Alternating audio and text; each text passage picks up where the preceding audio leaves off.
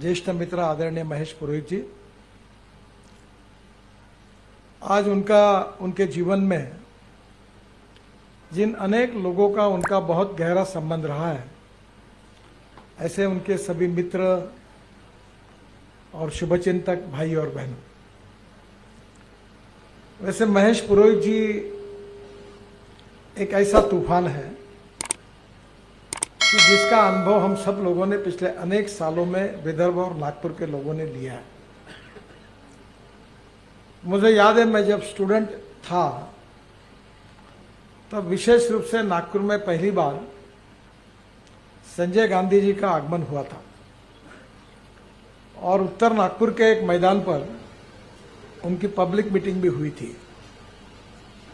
तब ए.के. गांधी जो थे, उन्होंने अपने यहाँ से विजय स्कूटर बड़े प्रमाण पर रैली में दी थी और मोहब्बत सिंह तुली उस समय यूथ कांग्रेस के अध्यक्ष थे, सेक्रेटरी। उस समय से लेकर महेश बाबू ने गांधी परिवार से, संजय गांधी हो, मेनका गांधी हो, वरुण गांधी हो, इनके साथ एक रिश्ता जुड़ा, वो आज तक भी कायम है। आज तक भी कायम है। ये मैं इसलिए कह सकता हूं कि मेनका गांधी और वरुण गांधी, इनका अक्सर मेरे घर पर दिल्ली में आना जाना है और स्वाभाविक रूप से अनेक बार महेश जी का विषय जब निकलता है तो वो रिश्ता वैसा ही कायम है।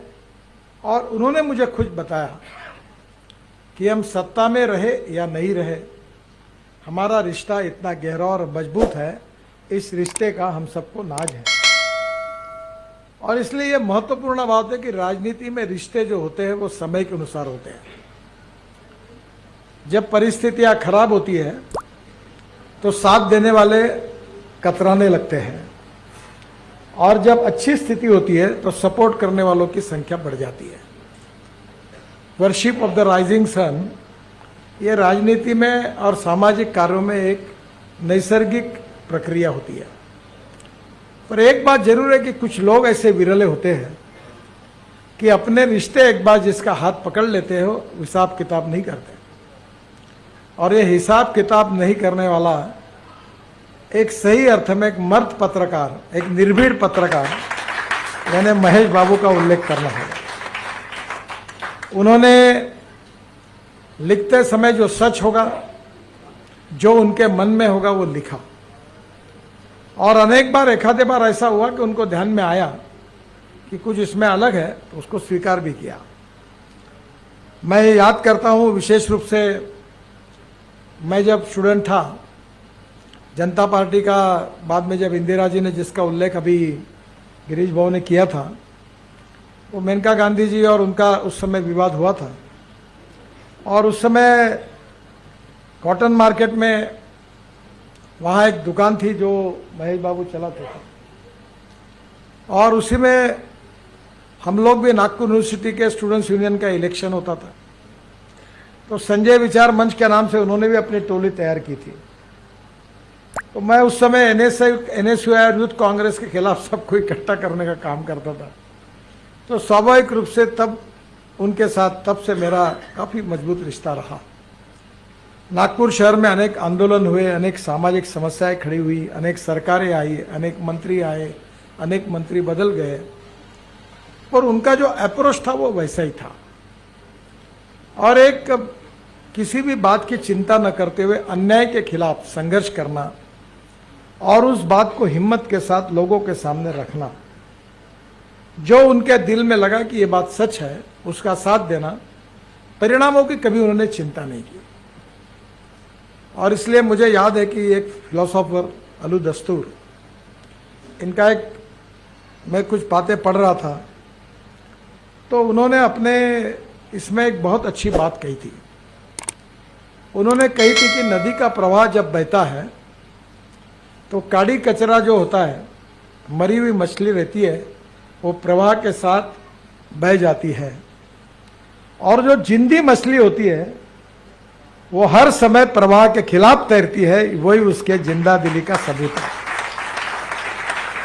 महेश पुरोहित उन व्यक्ति में से हो, वो जिंदी मछली जैसा है कि जिसने प्रवाह किस दिशा में बह रहा है इसकी कभी चिंता नहीं की, उसका हिसाब किताब नहीं किया और सुदृढ़ता से हिम्मत के साथ अपनी बात को लोगों के सामने रखा।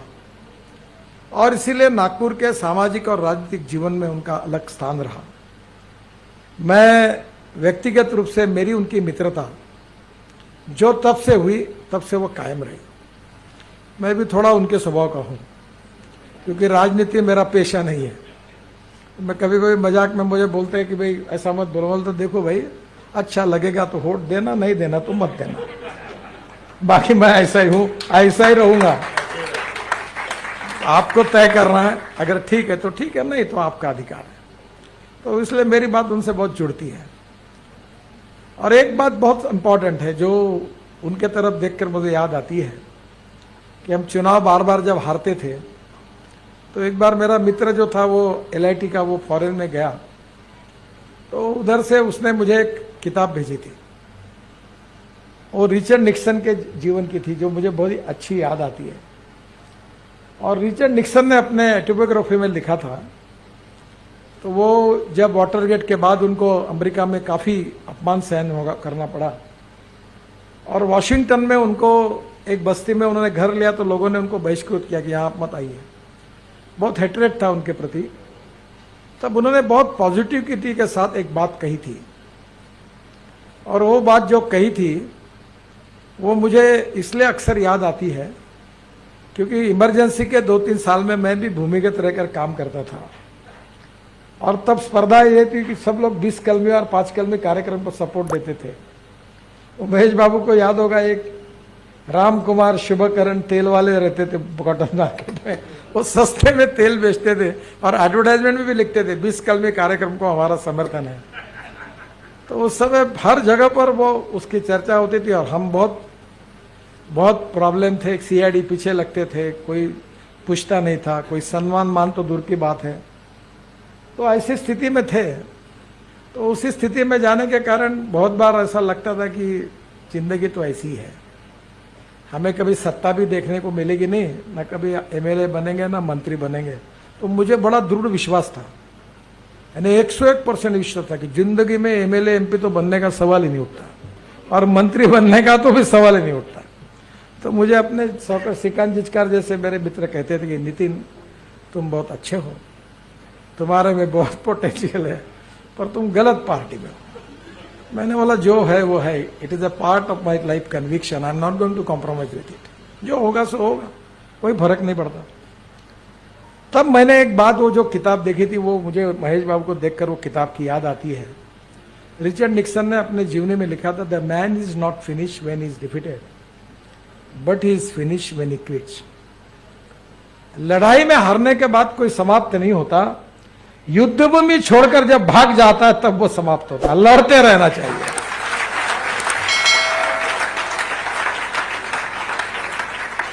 मुझे वो हरिवंश राय बच्चन की अक्सर कविता में याद करता हूं कि मुझे मेरी औकात याद आती है।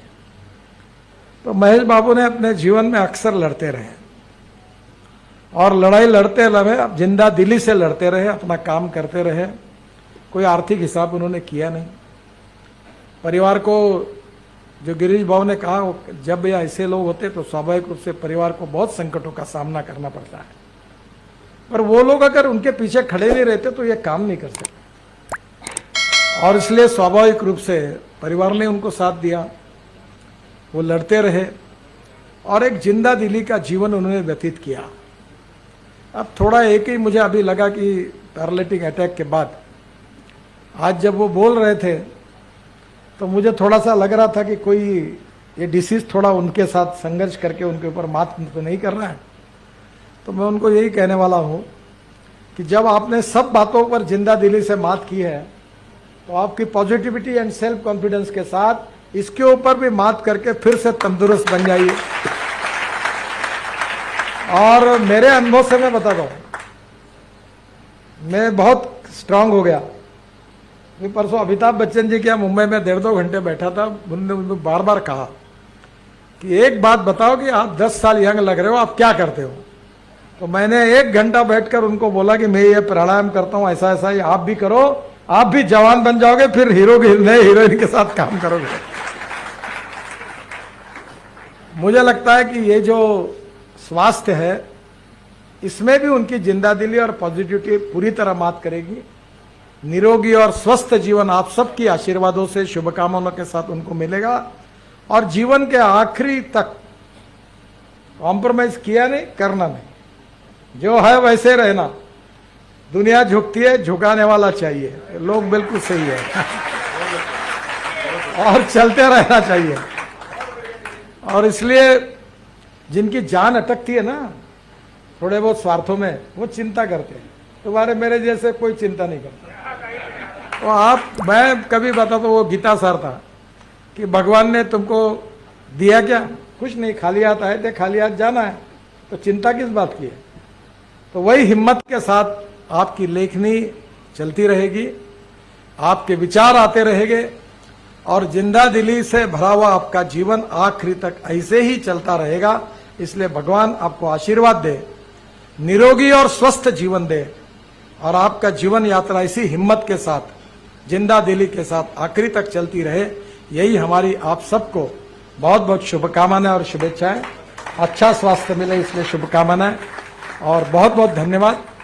मैं आयोजकों को भी धन्यवाद दूंगा कि उन्होंने आज 75 साल के इस उपलक्ष्य में अमृत महोत्सव के रूप में उनके प्रति ये जो भाव व्यक्त किया है, ये कार्यक्रम करके बहुत अच्छा हुआ।